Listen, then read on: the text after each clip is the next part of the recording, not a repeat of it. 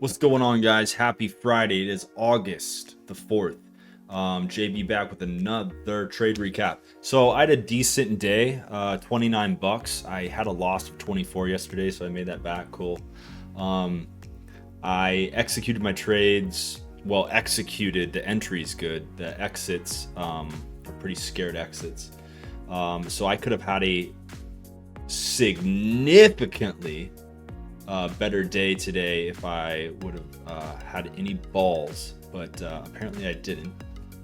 So let me walk you through how today went. So we popped up. There's this really nice 10-minute kind of red hanging man doji.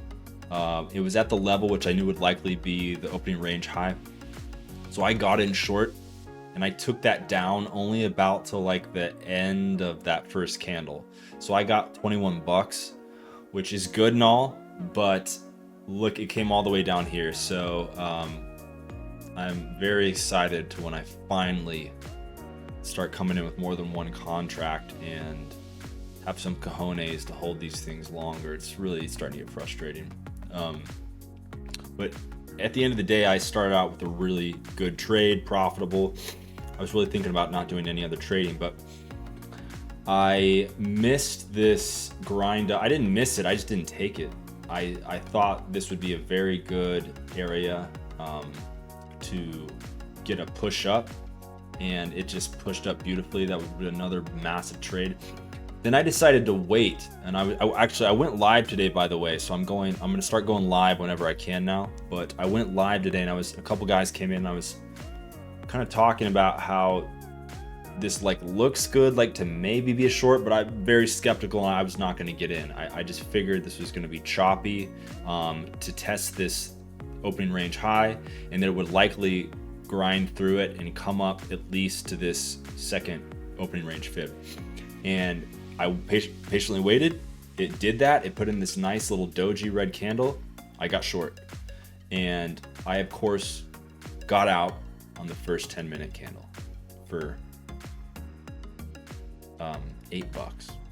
$8 bucks. And as you can see right now, the day's not over. We've broken the lows. These contracts are worth they are worth, let me take a look really quick and I'll tell you. They're worth fucking $4.13. I got out for 81 cents. So we're talking, a $300 difference. That's all. So I have $8, 300. They're kind of the same, right? Yeah. So I'm gonna take this day as a positive anyway, that I had excellent trading instincts and a plan and patience. I am just getting out like a baby. So that's my one single issue is, number one, only having one contract.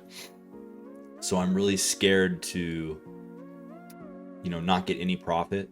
So I'm really plotting to start as soon as possible coming in with two contracts, so that if I want to trade like that, I can take one off and then set the other one at break even, and then I don't need to worry, and I can ride the trend.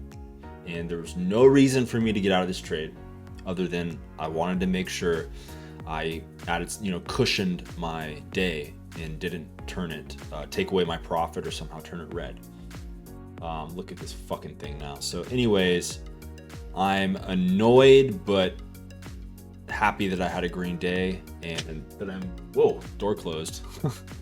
I got some air pressure inside. It scared the shit out of me. But seeing some great things, making some good calls.